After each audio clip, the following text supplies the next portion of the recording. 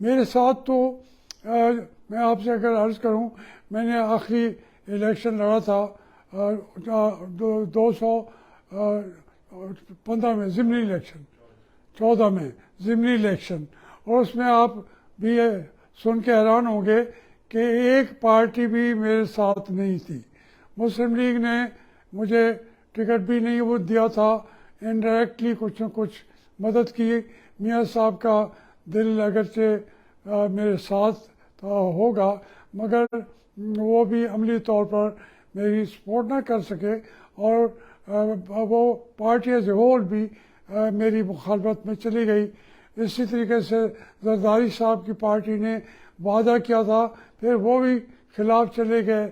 میں اب مولانا فضل الرحمان میرے انتہائی قریبی لوگوں میں سے ہیں، وہ بھی اس موقع پہ فوراً بھاگ گئے۔ وجہ کیا تھی؟ وجہ یہ تھی کہ میرا جو موقف تھا، عمران خان تو اس کو مار رہا تھا، جو آئی ایس آئی ہے، جو اسٹیبلشمنٹ ہے، وہ بھی مجھے ہرا رہی تھی، اور یہاں کا کور کمانڈر عبداللہ ڈوگر جو آج کل گرفتار ہے جی ایچ کیو کے اندر، جو باتیں لوگوں میں مشہور ہیں، تو وہ بھی پرسنلی اس نے لے لیا کہ ہم نے اس کے ساتھ دوسری گاڑی بھی نہیں چلے گی۔ لیکن جو مقامی قیادت تھی، یوسف رضا صاحب، اور انہوں نے ایک آدمی کھڑا کر دیا میرے مقابلے میں۔ اس کو ووٹ تو 4-5 ہزار ہی ملے پیپل پارٹی کو، لیکن بہرحال جو ان کا وعدہ تھا زرداری صاحب کا، بلاول صاحب کا، سارے میرے خلاف چلے گئے۔ وہ خوش کس کو کر رہے تھے وہ میں جانتا ہوں، شاید آپ بھی اب جان گئے ہوں گے اس عرصے بعد، وہ کسی اور کو خوش کر رہے تھے۔ اور عمران خان بھی خلاف، یہ بھی خلاف، ایجنسی بھی خلاف، لیکن میرے حلقے کے لوگوں نے مجھے 40,000 ووٹ دے دیے اس کے باوجود، اور میں وہ تقریباً 10-12 ہزار ووٹ سے وہ الیکشن ہار گیا، بلکہ ہرا دیا گیا۔ تو میں آپ سے عرض کرتا ہوں، مجھے یہ نظر آتا تھا کہ مجھے الیکشن میں بھی نہیں جیتنے دیں گے۔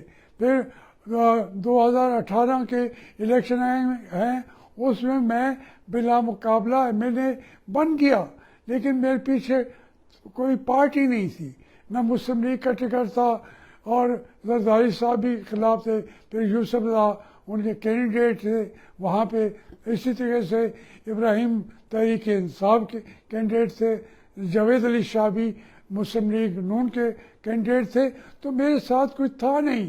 اس کے باوجود میں بلا مقابلہ ایم ایل اے بن گیا 218 میں۔ پھر وہ بھی آئی ایس آئی نے نہ ہونے دیا، اور خود مسلم لیگ نے بھی مجھے ٹکٹ نہیں دیا۔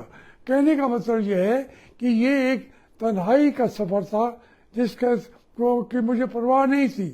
پورے جو میڈیا کے اینکرز ہیں، جو جانتے ہیں، ایک ایک چیز کو جانتے ہیں، سمجھتے ہیں، کیونکہ وہ میرے ساتھ مشوروں میں بھی رہے ہیں، دوست بھی ہیں، احباب بھی ہیں، اور ایک اب کوئی چیز چھپی ہوئی تو نہیں ہے، لیکن کوئی اینکر ہمت بھی نہیں کرتا تھا۔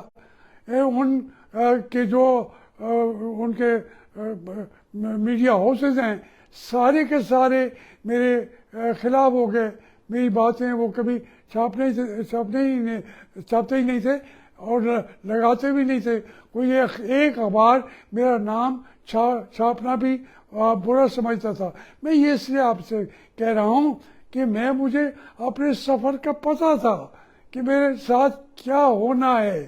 پھر میری فیملی پر جو ان کی زمینیں تھیں، اندازہ آپ کریں کہ ان کی زمینیں جو ہمارے آباء و اجداد کی زمینیں تھیں، وہ پہلے ہی شہباز شریف صاحب جو ہیں جب وزیر اعلیٰ تھے، تو میاں نواز شریف کی بھی مشاورت سے، چودھری نثار علی کی بھی مشاورت سے وہ زمینیں ان سے چھین لی گئی۔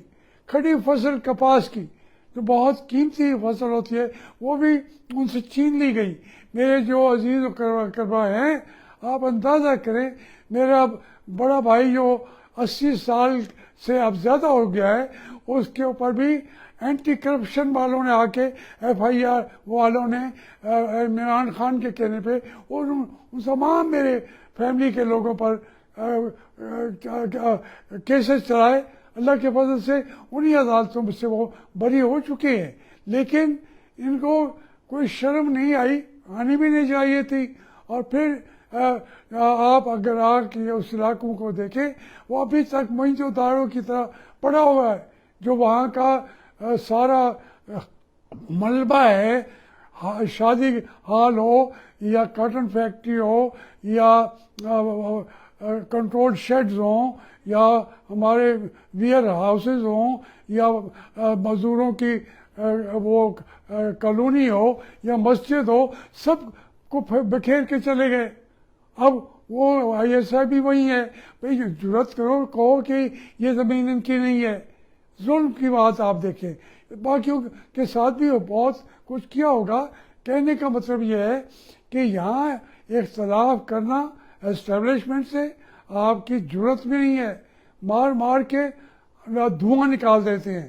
تو میں صرف آج اس لیے کہہ رہا ہوں, اس بیک گراؤنڈ کے ساتھ کہہ رہا ہوں کہ جو اسٹیبلشمنٹ ہے, اگر کوئی لوگ سمجھتے ہیں یہ آج صرف فیض حمید صاحب کی بیٹی کی شادی پہ تحریک انصاف بھی تھی, وہ ہمارے کیا نام تھا ان کا, وہ ابھی جو چیف تھے ہماری باجوہ صاحب, آپ اندازہ کریں ابھی وہ گئے ہیں, ہم سب نام بھی میں بھول رہا ہوں.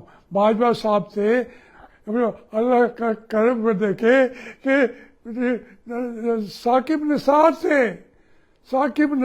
تھے اور ہمارے صافی صاحب بھی تھے. میں اصل میں یہ ساری جو کہانی ہے وہ سمجھ آ جاتی ہے, چھپتی نہیں ہے. فیض حمید نہیں تھا اکیلا جو مجھے مار رہا تھا, اس نے تو آرڈر دیا تھا کہ اس کو فزیکلی مار دو, جہاں ملتا ہے اس کو مار دو. اب وہ بھی نہیں رہا. یہ بدلتے رہیں گے. لیکن اگر آپ کو بالکل ایک بات میں کہتا ہوں کہ جو بھی کمانڈر ان چیف ہوگا, جو بھی بے شک ولی اللہ کو بٹھا دے, یہ تو خیر حافظ ہیں, لوگ سمجھتے ہیں کہ یہ پورا وہ چینج کر دیں گے. میں سمجھتا ہوں یہ ان کے بس کی بات بھی نہیں ہے. ہمارے عاصم صاحب کی بس کی بات نہیں ہے چینج کرنا, کیونکہ جو ہماری آرمی ہے وہ فائٹنگ آرمی نہیں ہے. وہ شروع سے ہی رولنگ آرمی بن گئی ہے. وہ بدل لیں آپ, بے شک عاصم صاحب کو بٹھا دیں, کسی اور کو بٹھا دیں, انہوں نے اسی طریقے سے چلانا ہے.